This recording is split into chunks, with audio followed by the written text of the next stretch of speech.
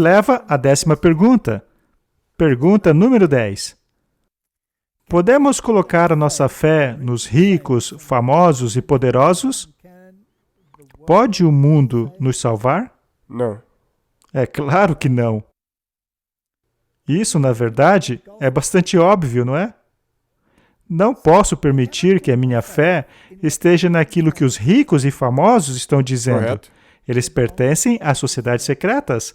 Eles estão sendo usados pelos poderes das trevas para manipularem mentes. Eles utilizam jovens vestidos de ternos. Aliás, fizeram a mesma coisa com os Beatles. Quando os Beatles começaram, eles eram todos vestidos de ternos e gravatas. E foi somente depois, quando o povo já havia se acostumado com aquela aparência comportada, é que eles mudaram completamente o comportamento deles. E trouxeram todas essas religiões orientais. E drogas e todo o resto. É assim que sempre começa. Nada mudou debaixo do sol. Eu não posso dar ouvidos aos ricos e famosos. A menos, é claro, que um rico e famoso perceba que a palavra de Deus é a verdade e abandone estas sociedades. Mas daí ele não teria mais a possibilidade de falar por aí. É verdade. Aquele vídeo que exibimos foi, na verdade, de um rico famoso que saiu e agora diz que a sua vida está em risco, pois ele descobriu algo melhor e agora está alertando o mundo a respeito disso. Exatamente. Ele fazia parte dessa confederação. Sim. Mas aí ele saiu porque ele percebeu Sim. que isso aqui não está... E aqueles que me pedem para não falar sobre essas coisas não sabem que eu mesmo estava associado com essas coisas. Eu estava envolvido com isso. Para mim, é incompreensível que essas pessoas simplesmente digam que isso tudo não existe. Apocalipse 6:15. E os reis da terra, e os grandes, e ricos, os tribunos, os poderosos, todo servo e todo livre, se esconderam nas cavernas e nas rochas das montanhas.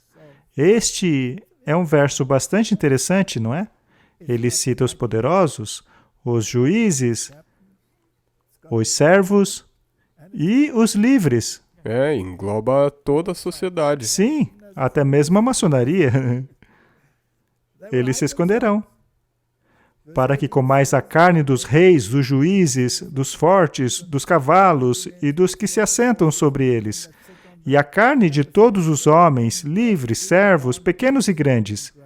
Martin, não importa o quanto poder essas pessoas têm, elas não estão em harmonia com a palavra de Deus e o testemunho de Jesus. É mesmo? Ao olharmos as perguntas feitas até agora, onde estamos no curso da história? Ao vermos essas considerações se formando e se unindo aos 3 poderes de Babilônia. Se você é capaz de enxergar isso, há um problema com você. Quais, então, são os deveres e responsabilidades do povo de Deus? E quão importante é isso? Porque se você perceber agora, ok, nós estamos no fim. Nós estamos correndo em direção à linha de chegada. Sim. Então, os ouvidos de todos se abririam. Precisamos estar atentos. O estandarte da verdade e da liberdade religiosa, erguidos pelos fundadores da Igreja do Evangelho e pelas testemunhas de Deus, durante os séculos que se passaram, desde então, tem sido colocado em nossas mãos neste último conflito. A responsabilidade por este grande dom está com aqueles a quem Deus abençoou com a sabedoria de sua palavra. Devemos ter esta palavra como a autoridade suprema. Isto é o fundamento de tudo.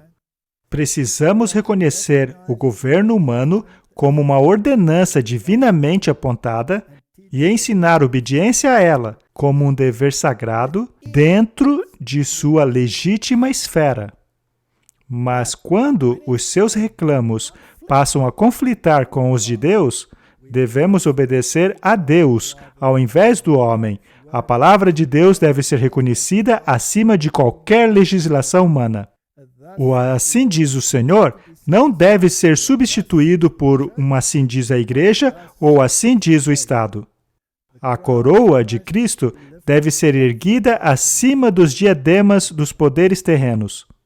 Está bastante É claro. mesmo. Este é o nosso dever pessoal e dentro da igreja. E é importante perceber quando a igreja e o governo falam contra Deus. É isso mesmo. E às vezes é necessário falar a verdade, ainda que ela contrarie aquilo que alguns estão dizendo. O que nos leva à próxima questão. O que aconteceu aos homens poderosos do passado que se opuseram à palavra de Deus? E o que acontecerá aos seus adversários no final? Acho que todos perceberam que esta é uma pergunta retórica, não? Mas vamos dar uma olhada em alguns deles. Caim, Nimrod, os assírios, os impérios de Daniel 7, o homem do pecado. Afinal, o que aconteceu com estes e o que acontecerá com os adversários de Deus no futuro? Segundo Tessalonicenses 2:3, ninguém de maneira alguma vos engane, porque não será assim sem antes que venha a apostasia e se manifeste o homem do pecado, o filho da perdição. Nós já deixamos bem claro quem é o filho da perdição. Que se opõe e se levanta contra tudo o que se chama Deus, ou se adora, de sorte que se assentará como Deus no templo de Deus, querendo parecer Deus. E Apocalipse 19:20? E a besta foi presa, e com ela o falso profeta, que diante dela fizeram sinais, o que enganou os que receberam o sinal da besta e adoraram a sua imagem. Estes dois foram lançados vivos no lago de fogo, que arde como enxofre. É uma questão séria. Com certeza. Nós começamos com o assunto de qual será o resultado, morte, e aqui está reconhecido, morte eterna. Eu não quero nem pensar em me associar a eles. Isso poderia até me garantir uma boa vida aqui na Terra, mas eu perderia a eternidade. Me permita agora fazer umas perguntas variadas, apesar de já ter feito muitas perguntas neste programa. Mas vamos fazer perguntas dentro destas perguntas. Estamos falando sobre os reis da terra, os poderosos, seus impérios. Bem, haviam bons reis em Israel? No Reino do Norte? Não. A Bíblia não menciona sequer um. É muito triste isso. Nenhum. Havia bons reis no Reino de Judá? Sim. Sim, houve bons reis. Mas eram a maioria ou a minoria? Infelizmente, a minoria. Muito bem. Houve bons reis que se tornaram maus reis? Sim. Houve maus reis que se tornaram bons reis? Sim. Felizmente, não é? É uma batalha entre o bem e o mal. Correto. Houve bons reis que tornaram-se maus reis e então voltaram a ser bons reis? Salomão, não é? Salomão. Isso é interessante, pois podemos tirar muitas tipologias disso daí. Pois nós estamos repetindo a história de Israel. Então você está trazendo essa ilustração de volta para a igreja. É uma ilustração para a igreja.